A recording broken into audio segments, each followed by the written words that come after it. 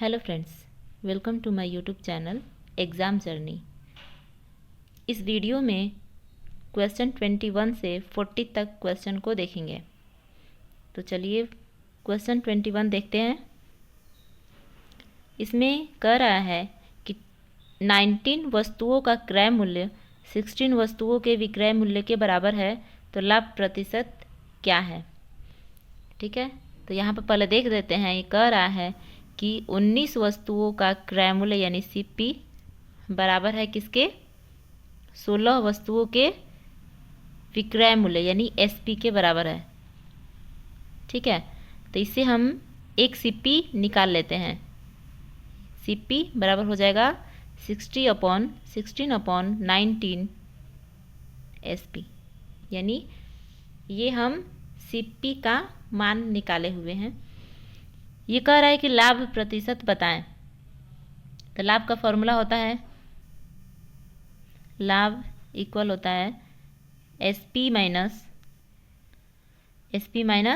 CP. SP जो है विक्रय मूल्य है, सीपी जो है क्रय मूल्य। ये हो जाएगा, एसपी को हम एसपी माने हुए हैं, सीपी जो है 16/19 एसपी लिखेंगे। ठीक है, यहाँ हुआ 19 एसपी माइनस 16 एसपी, यानी इसके नीचे 1 है, इसका एलसीएम हम लोग निकाल देंगे। तो ये हो जाएगा इतना, यानी 3SP/19। ठीक है, ये हमारा लाभ हुआ। अब हम क्या करेंगे, लाभ प्रतिशत बताना है। तो लाभ प्रतिशत का फॉर्मूला होता है लाभ प्रतिशत बराबर लाभ गुणे 100 में सीपी होता है। ठीक है, और सीपी लाभ दिया हुआ है, इसमें निकाला गया है 3/19 एसपी मल्टीप्लाई 100 अपॉन सीपी कितना आया था 16/19 एसपी। ठीक है, 19 और 19 कैंसिल हो जाएगा, एसपी से एसपी कैंसिल कर देंगे, और ये 16 को 100 से कटा देंगे। तो कितना आ जाएगा, ये 4 बार में आएगा और ये 25, यानी इसका आंसर हो जाएगा 75/4%। इसको पूर्णांक में रखेंगे तो कितना आएगा 18/3/4। तो ये हो जाएगा सेकेंड आंसर, 21 का सेकेंड आंसर। 22 कह रहा है कि दो संख्याओं का महत्तम समापवर्तक 23 है और उनका लघुत्तम समापवर्तक के अन्य दो गुणनखंड 13 और 14 है, तो बड़ी संख्या क्या है। ठीक है, तो इसमें बड़ी और छोटी दो संख्याएं हैं। दो संख्या को हम लोग मान लिए ए है और एक है बी। ठीक है, और फिर कह रहा है कि इन्हीं दो संख्याओं का HCF कितना दिया हुआ है 23। ओके, तो ये 23 दोनों में ज़रूर कॉमन होगा, तभी तो HCF इसका दोनों संख्याओं का 23 आया हुआ है। और फिर कह रहा है कि लघुत्तम समापवर्तक, यानी इन्हीं दो संख्याओं के लघुत्तम समापवर्तक अन्य दो गुणनखंड A13 और 14 है। तो यहाँ पर 13 एक जगह लिख देंगे और एक जगह 14, तभी ना A और B दोनों का एलसीएम कितना आएगा 13 × 14 × 23 आएगा। ये तो HCF आ जाएगा। तो यानी ये होगा एलसीएम, जिसमें यहाँ पे अन्य संख्याएं 13 और 14 है। ठीक है, तो इसमें बड़ी संख्या पूछ रहा है, तो बड़ी संख्या कौन सी निकालेंगे। इसमें दो संख्याएं हमें पता चल गई, ये दोनों। तो दो संख्याएं ए बराबर, पहले ए देख लेते हैं। ए बराबर कितना आ जाएगा, इसमें मल्टीप्लाई कर देंगे 13 × 23 इक्वल ये आ जाएगा 299। ठीक है, बी इक्वल कितना आ जाएगा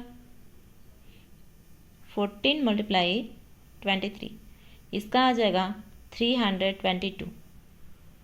तो इसमें सबसे बड़ी संख्या कौन हुई? सबसे बड़ी संख्या हुई 322।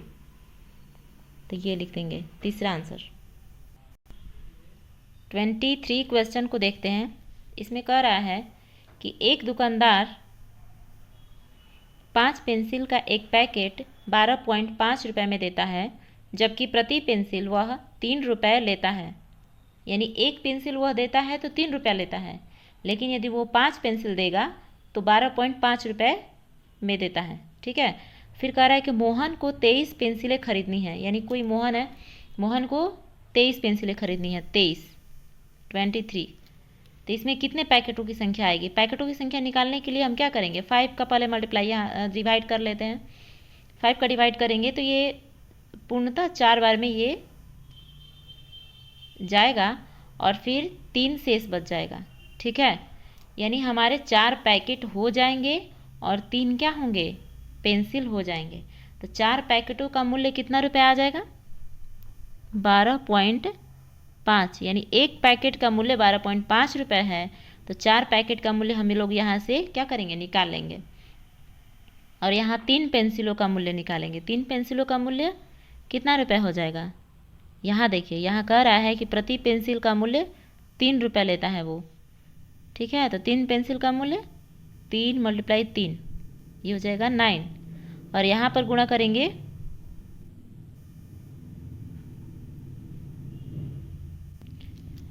यहाँ मल्टीप्लाई करते हैं तो हमारा आता है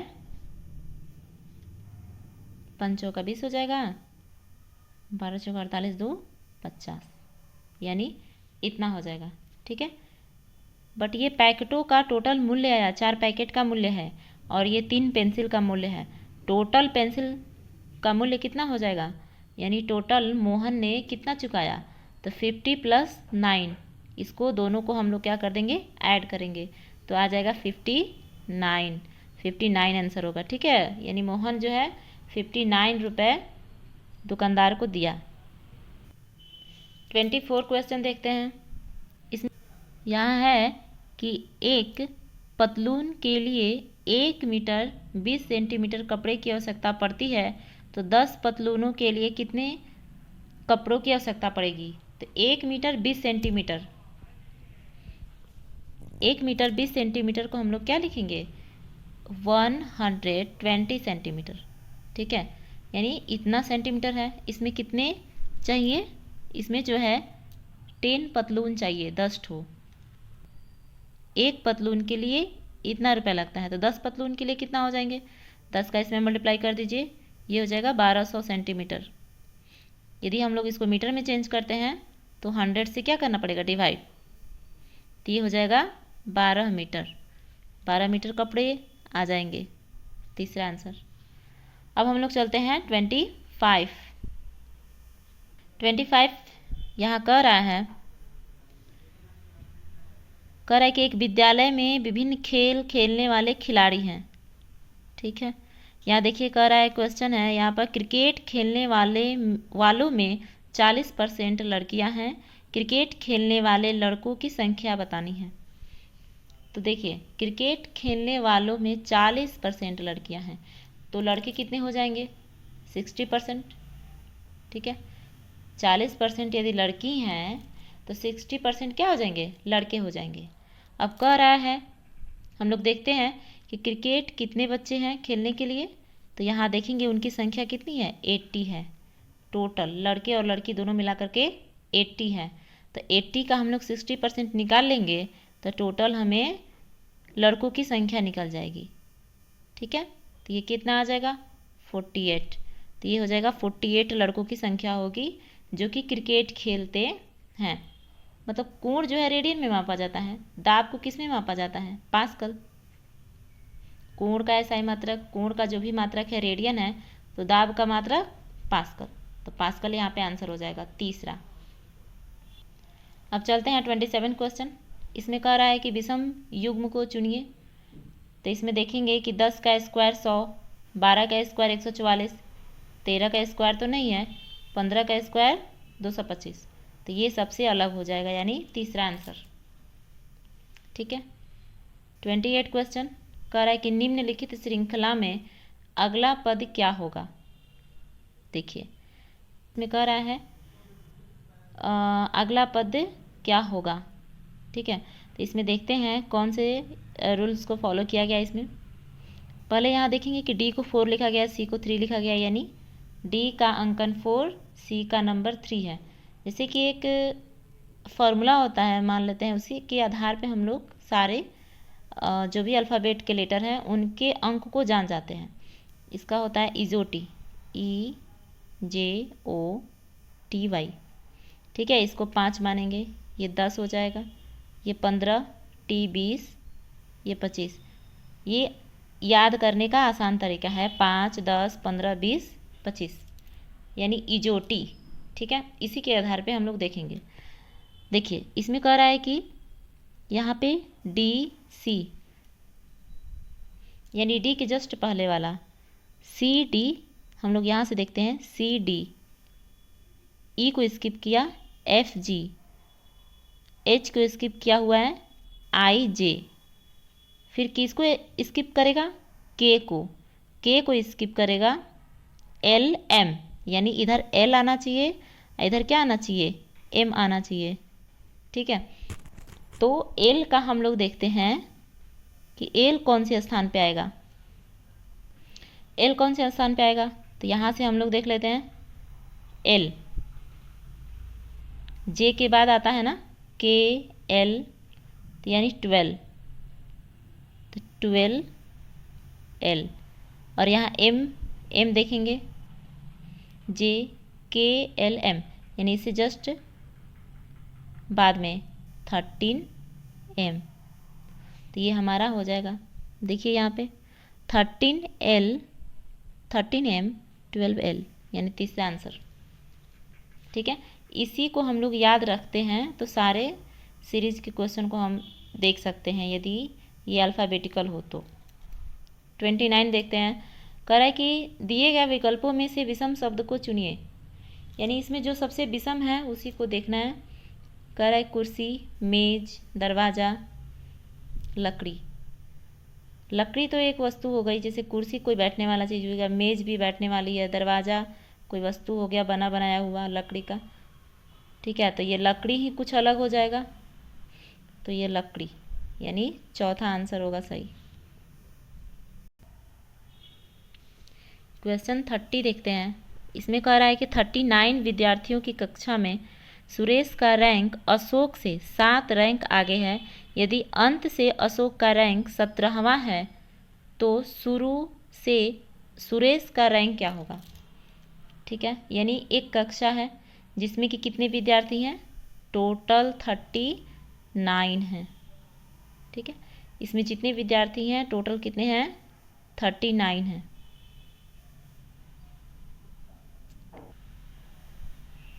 मान लेते हैं ये पूरा 39, और इसके बाद यहाँ 39 देख लेते हैं, यहाँ 39, यहाँ 1।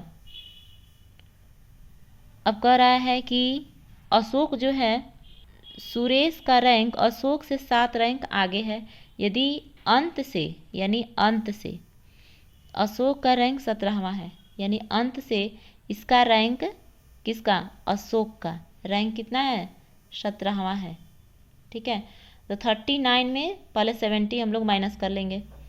39 में 70 पहले माइनस करते हैं तो कितना आ जाएगा, 22 आएगा। यानी 17वां जो रैंक है उससे जितने ऊपर विद्यार्थी हैं, इधर जितने ऊपर विद्यार्थी हैं कितने हो गए, 22 विद्यार्थी हैं। तो अशोक का जो रैंक है वो ऊपर से नीचे, ऊपर से यहाँ आने पर उसका रैंक कौन सा हो जाएगा, ऊपर से इसका रैंक आने पर अशोक का 23 हो जाएगा। ठीक है, उसका अशोक का ऊपर से 23 रैंक है।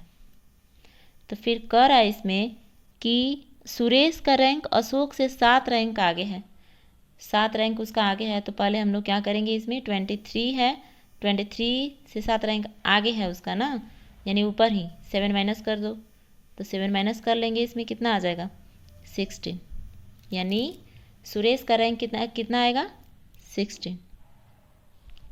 तो सुरेश 16वां रैंक पे है। 31 क्वेश्चन देखेंगे। 31 क्वेश्चन है कि एक पुरुष की ओर संकेत करते हुए एक लड़के ने कहा, यानी एक बॉय है, ठीक है, एक लड़के ने कहा पुरुष की ओर संकेत करते हुए कि वह मेरी बहन के दादा, वह मेरी बहन यानी इसकी सिस्टर, ठीक है, इसके बहन, दादा, इसके दादा यानी इस लड़के के भी तो दादा हुए ना, दादा कह रहे हैं कि बहन के दादा की एकमात्र संतान है, मतलब इसके एक संतान है। कौन? उस दादा के एकमात्र ही संतान थे, ठीक है। तो एकमात्र संतान यानी पिता हुए, चाचा तो है नहीं, तो पिता हुए, यानी बॉय और सिस्टर यानी जो लड़का और लड़की है उनके ये पिता हुए। तो कह रहा है कि वह पुरुष लड़के से किस प्रकार संबंधित है।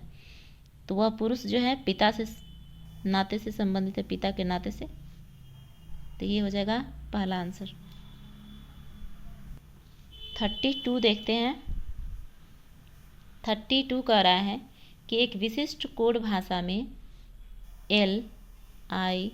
LIGHT, इसको जो है MJHIU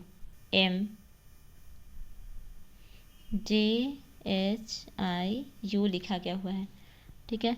यानी देख रहे हैं हम लोग कि ये जो है इसको कैसे लिखा गया है।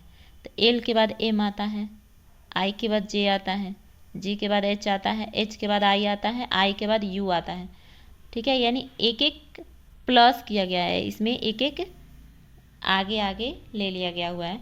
तो उसी की तरह फ्रेम में भी चलेंगे। F के आगे क्या आएगा? G, F G हो जाएंगे, तो G हो जाएगा।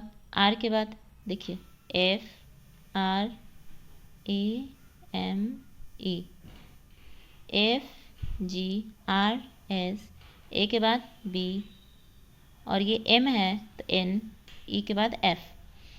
तो ये कौन सा होगा? दूसरा, सेकेंड आंसर सही है। 33 देखते हैं। 33 क्वेश्चन कह रहा है कि वह शब्द चुनिए जो दिए गए शब्द का अनिवार्य भाग है।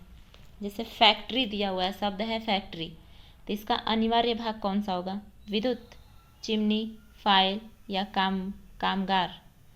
तो सबसे अनिवार्य भाग कौन से होंगे? कामगार, क्योंकि कामगार नहीं रहेंगे तो फैक्ट्री कैसे चलेगी, ठीक है। तो कामगार होगा। 34 देखते हैं।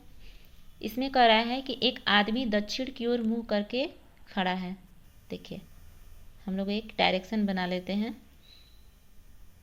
ये दक्षिण हो गया, ये पूर्व हो गया, ये पश्चिम, ये हो गया उत्तर, ठीक है। तो एक आदमी जो है दक्षिण की ओर मुंह करके खड़ा है, यानी यहाँ पे खड़ा हुआ है। अब कह रहा है कि घड़ी की चाल की विपरीत दिशा में, घड़ी जो है ऐसे चलती है, क्लॉकवाइज घड़ी ऐसे चलती है, ठीक है। और घड़ी के विपरीत कहेगा तो ऐसे घुमाएंगे, ऐसे। तो कह रहा है कि घड़ी के एंटी क्लॉकवाइज चल रही है, यानी एक दक्षिण की ओर मुंह करके खड़ा है, वह एंटी क्लॉकवाइज में 135 डिग्री कोण पर मुड़ता है, ठीक है। अब ये बंदा इधर जा रहा है इस साइड, तो यहाँ पर जाएगा तो ये 90 डिग्री हुआ, ठीक है। अब इसको जाना है 135, यानी यहाँ 135 यहाँ आएगा यदि वो यहाँ पर चेहरा करके खड़ा हो जाए तो, यानी ये टोटल कितना आ जाएगा? 90 + 45 कितना होगा? 135, यानी आदमी यहाँ आ गया, ठीक है। 135 कोण पर मुड़ता है और फिर घड़ी की चाल की दिशा में 180 डिग्री पर मुड़ता है। अब ये जो है अब घड़ी की चाल की दिशा में जा रहा है, यानी ये अब इधर जाना स्टार्ट कर दिया।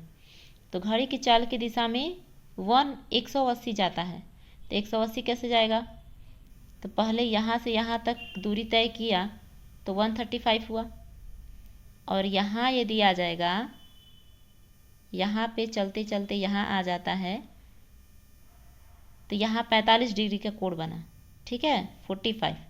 तो 135 में 45 और रहेंगे तो 180 आ जाएंगे, यानी इसकी दिशा किस तरफ हुई? तो पश्चिम और दक्षिण, दक्षिण और पश्चिम की ओर वो है अभी फिलहाल की स्थिति में। तो कह रहा है कि अब वह किस दिशा में मुंह किए हुए खड़ा है? तो किस दिशा में है? दक्षिण और पश्चिम में स्थित है। इसका आंसर होगा चौथा, 4।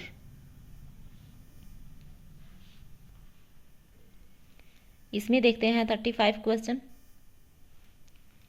इसमें कह रहा है कि दिए गए विकल्पों में से प्रश्न चिन्ह के स्थान पर आने वाली आकृति को चुनिए। प्रश्न चिन्ह दिया हुआ है तो कह रहा है कि यहाँ पर कौन सी आकृति आएगी।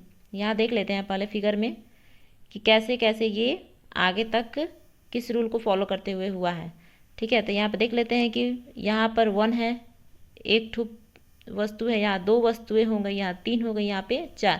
तो यहाँ पे कितनी हो जाएंगी? 5। तो ये कन्फर्म है कि 5। अब देखते हैं कि ये जो है ये इस साइड मुड़ा हुआ है और ये 45 पे मुड़ा हुआ है, फिर इसके बाद ये 45, फिर ये इस साइड 45 हो गया, तो फिर ये ऐसे आएगा, ठीक है। ऐसी क्या गो आ जाएंगी? 5 ठो, ठीक है। तो 5 ठो आ जाएगा, यानी हमारा 14 आंसर सही होगा। क्वेश्चन 36 देखते हैं। इसमें कह रहा है कि वह आरेख चुनिए जो नीचे दिए गए वर्गों के बीच के संबंध का सही निरूपण करता है। तो इसमें दिया हुआ है कलम, पेंसिल, बोतल। तो कलम, पेंसिल, बोतल, ये वेन डायग्राम कौन सा शो कर सकता है कलम, पेंसिल, बोतल को? तो ये वाला, क्योंकि कलम अलग हुआ, पेंसिल अलग हुआ और बोतल अलग हुआ, इसलिए पहला आंसर सही होगा। 37 देखते हैं। ये कह रहा है कि प्लस का अर्थ भाग का चिन्ह है, ठीक है। तो यहाँ पर हम इसको सॉल्व करना पड़ेगा हमें। यहाँ देख लेते हैं 80 प्लस के जगह पे डिवाइड का चिन्ह लिया गया है, और फिर इसमें कह रहा है कि भाग का अर्थ माइनस हो, यानी भाग के जगह पे माइनस लिख देंगे, यानी इसी को हम लिख रहे हैं, ठीक है। 20 डिवाइड 5 है तो यहाँ पे 20 माइनस 5 लिख देंगे। अब 5 माइनस यहाँ 12 है, तो माइनस की जगह पे किस चीज़ का यूज करना है? गुणा का चिन्ह। तो यहाँ गुणे 12, अब गुणे का अर्थ प्लस है, तो यहाँ पर प्लस लिख देंगे। यहाँ पर लिखेंगे 12 प्लस 92। अब इसको सॉल्व करेंगे तो ये आ जाएगा 4। पहले इसमें डिवाइड को सॉल्व करते हैं 4, इसके बाद मल्टीप्लाई को सॉल्व करते हैं 60 प्लस ये 92, ये 96 हो जाएगा, माइनस 60 ये हो जाएगा 36। तो ये तीसरा आंसर क्या होगा? सही होगा। अब 38 क्वेश्चन कर रहा है कि दी गई आकृति में कितने त्रिभुज हैं। तो चलिए त्रिभुज को काउंट करते हैं। इसमें ये एक त्रिभुज छोटा वाला, एक छोटा वाला ऊपर का 2 त्रिभुज, ये बड़ा वाला 3, ये बड़ा वाला 4 ठो, यानी कितने त्रिभुज हुए? 4। तो पहला आंसर सही होगा। 39 क्वेश्चन कह रहा है कि निम्नलिखित उत्तर आकृतियों में से कौन सी आकृति प्रश्न आकृति से सर्वाधिक मिलती है। तो इस आकृति को देखना है और इसी आकृति को देख करके बताना है कि इसमें कौन मिल रही है। तो ये वाली मिल रही है, क्योंकि ये इसलिए नहीं मिल रही है क्योंकि ये ज़्यादा यहाँ ज़्यादा चौड़ा हो गया है और इधर से थोड़ा ज़्यादा पतला हो गया है, इसके वजह से ये आकृति इसको मैच करती है, ठीक है। तो ये होगा 39 का 4 आंसर। 40 क्वेश्चन देखते हैं। इसमें कह रहा है कि दिए गए विकल्पों में से संबंधित अक्षरों को चुनिए। यानी NOTE को लिखा गया है QLWB। देखते हैं यहाँ पर NOTE को कैसे लिखा गया है इतना। तो यहाँ देखते हैं कि N के बाद 2 आगे Q है। जैसे N के बाद क्या आता है OPQ, यानी OP को छोड़ करके Q आया हुआ है। उसी तरह L, अब L यानी इधर उल्टा साइड से आता है। तो L के बाद O, 2 को छोड़ करके यानी 2 को स्किप किया गया है। M और N को, यहाँ M और N को स्किप करके O आया हुआ है। यानी कभी इधर से चल रहा है फिर इधर से चल रहा है, ठीक है, वो भी 2 स्किप करके। तो इसी तरह हम लोग इधर भी इसको भी वैसे ही देखेंगे। तो H के बाद 2 स्किप करके कौन सा लेटर आएगा IJK, K आएगा, ठीक है। यहाँ पर क्या होना चाहिए K से स्टार्ट होना चाहिए। तो देखिए इसमें कौन सा है, ये पहला, तो पहला आंसर सही कर देंगे, ठीक है। बस इतना ही, और आगे वाले सेट का क्वेश्चन आगे वाले वीडियो में डाल दिया जाएगा, ठीक है। थैंक्स।